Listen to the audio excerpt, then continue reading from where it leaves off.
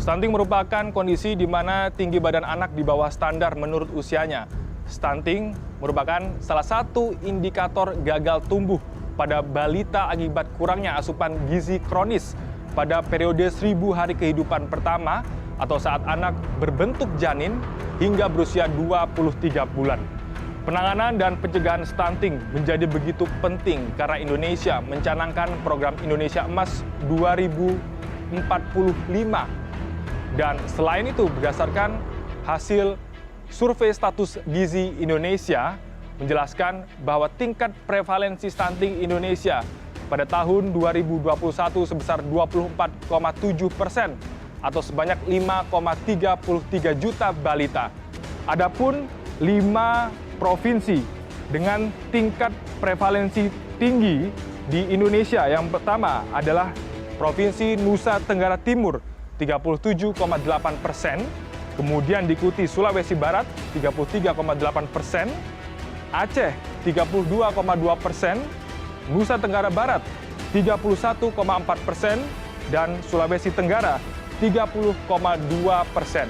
Presiden Republik Indonesia Joko Widodo menargetkan penurunan tingkat prevalensi stunting sebesar 14% pada tahun 2024 mendatang. Lantas, bagaimanakah untuk mewujudkan hal tersebut dan apa kiranya yang menjadi problematika sehingga permasalahan stunting begitu sulit diselesaikan? Inilah The Jurnalis selengkapnya. Penting cegah stunting.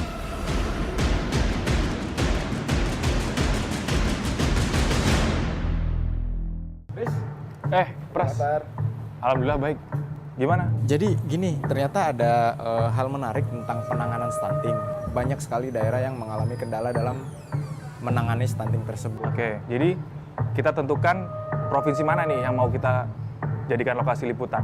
Oke, kalau untuk liputan kayaknya nih yang sedang menarik justru di Sulawesi Barat. Sembari melihat apa sih kendala sebenarnya untuk mengurangi angka stunting di sana.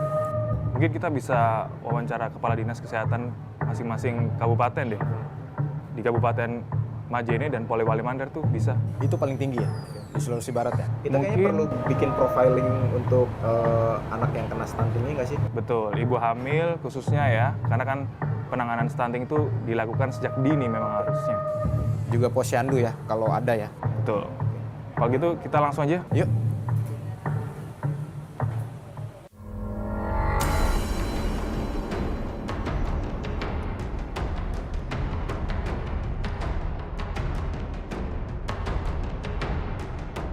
The Jurnalis memulai peliputan dengan mengunjungi Provinsi Sulawesi Barat. Angka prevalensi stunting di wilayah ini tergolong cukup tinggi, yakni mencapai 33,8% atau menempati posisi kedua tertinggi setelah Provinsi Nusa Tenggara Timur, yakni 37,8%. Sedikitnya ada 2 lokasi yang menjadi perhatian The Jurnalis di provinsi ini. Pertama, Kabupaten Majene dan Kabupaten Polewali Mandar. Ada 2 kabupaten dengan tingkat prevalensi stunting tinggi di Provinsi Sulawesi Barat berdasarkan survei status gizi Indonesia yang menjadi lokasi liputan The Jurnalis kali ini. Yang pertama adalah Kabupaten Polewali Mandar, 36%. Dan yang kedua, Kabupaten Majene sebesar 35,7%. Sementara berdasarkan aplikasi elektronik pencatatan dan perolehan gizi berbasis masyarakat, ada 5 kecamatan dengan tingkat prevalensi tinggi di Kabupaten Polewali Mandar.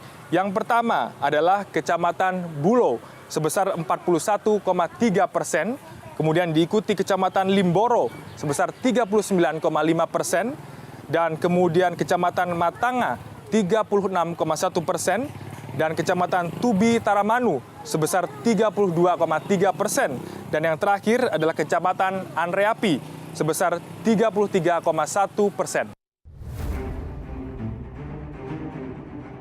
Di Polewali Mandar, kami mendatangi wilayah Kecamatan Andreapi, tepatnya di Desa Papandangan. Berdasarkan data yang The Jurnalis terima dari puskesmas setempat, hingga 24 September lalu, sedikitnya terdapat 159 balita menderita stunting. Jumlah itu diperoleh dari hasil pengukuran tinggi badan terhadap 768 bayi dari 782 total bayi yang tercatat di wilayah ini. Sejauh pengamatan kami di lokasi, warga Desa Papandangan begitu antusias mengikuti kegiatan posyandu yang digelar puskesmas setempat. Maklum saja, jika biasanya posyandu hanya difokuskan terhadap kegiatan imunisasi saja, hari itu pihak puskesmas juga menggelar pelayanan cegah stunting atau chatting. Sesuai dengan namanya, cegah stunting ini sejatinya digelar untuk mengintervensi warga, khususnya remaja putri, wanita di usia subur, ibu hamil, pasangan muda, serta calon pengantin baru. Tujuannya agar kelak saat memiliki momongan terhindar dari resiko stunting. Kepala Puskesmas Kecamatan Andreapi, Dr. Indrawati Rahim, yang The Jurnalis temui di lokasi posyandu mengungkap jika persoalan stunting di wilayahnya disebabkan oleh faktor tingginya angka pernikahan usia dini. Sudah begitu, minimnya pemahaman masyarakat terkait stunting semakin menambah angka stunting di wilayah ini. Bahkan, tahun lalu, Kecamatan Andreapi menempati urutan teratas dengan prevalensi stunting mencapai angka 41%. Angka pernikahan dini yang tinggi, kemudian pengetahuan masyarakat kita itu masih sangat kurang. Jadi masih diperlukannya lagi edukasi, penyuluhan kesehatan kepada ibu hamil.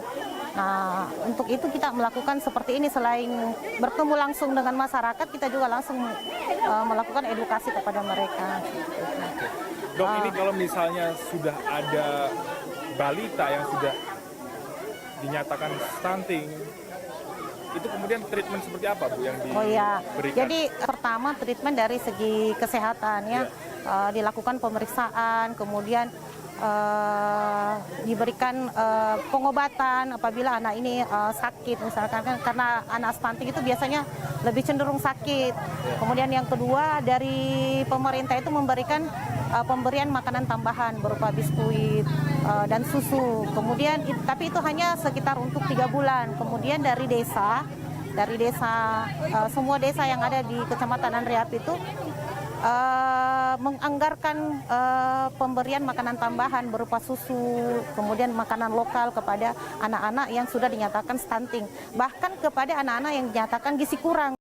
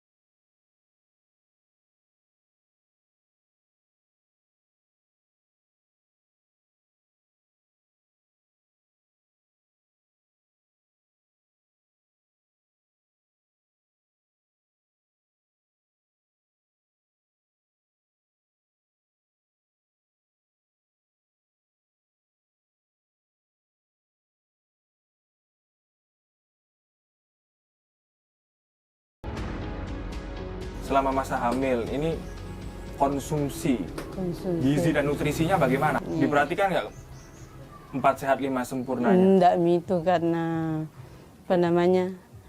enggak karena ya begitu kalau mau beli ini tidak ada toh, jadi makan apa adanya saja. Kayak contohnya apa? Kayak kangkung jika yang dimakan, daun kelor itu. Beli ikan, beli buah-buahan, kalau ada lagi uang toh beli susu sekali-kali. Selama masa kehamilan itu Bu Yuslina rutin kah? Cek kandungan Iya. ke posyandu, puskesmas. Posyandu di posyandu lagi. Rutin Kak juga pergi menimbang kalau ada anakku kecil toh. Selain persoalan ekonomi yang menjadi pemantik stunting, ketersediaan sarana dan prasarana di lingkungan tempat tinggal juga menjadi faktor penting penyebab terjadinya stunting. Misalnya, tidak tersedianya pasokan air bersih, minimnya fasilitas tempat mandi, cuci dan buang air besar, serta kondisi kebersihan lingkungan sekitar. Perhatian kami tertuju pada sebuah bangunan kamar mandi di salah satu sudut rumah Yusliana. Sangat kontras dengan kondisi tempat tinggal Yusliana. Kamar mandi bantuan pemerintah itu dibangun seadanya. Jadi gara-gara anak stunting dapat bantuan. Dari pemerintah. Ini bantuan untuk dipakai supaya ndak pergi di kebun. Ke kebun mana? Kalau buang air besar dan mandi? Ke sana. Jauh? Iya, jauh.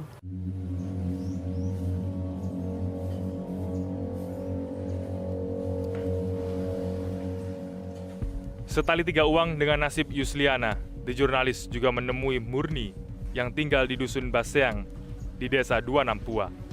Ibu muda berusia 25 tahun ini memiliki 2 anak yang salah satunya terkena stunting.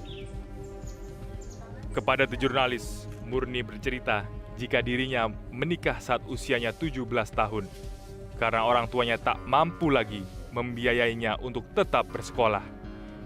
Minimnya pengetahuan tentang stunting dan bahayanya terhadap perkembangan janin membuat Murni kerap menghiraukan pola makannya sehingga berdampak terhadap kesehatan salah satu anaknya yang menderita stunting. Kak Murni waktu itu tahu nggak kalau menikah di usia muda itu banyak sekali resikonya gitu, khususnya resiko kesehatan nanti pada anak yang akan dilahirkan? Iya banyak.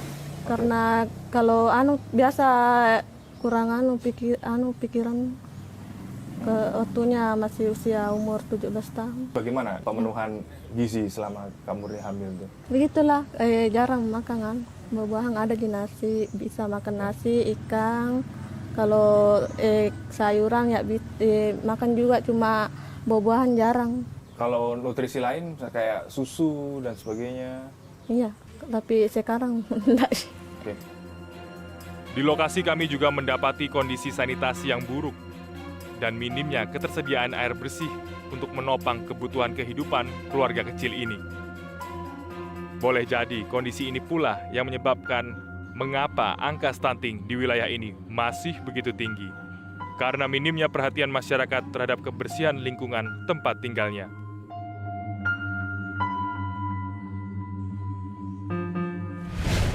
Kalau di Sulawesi Barat, SSGI itu Polman ini yang tertinggi ya dengan 36%.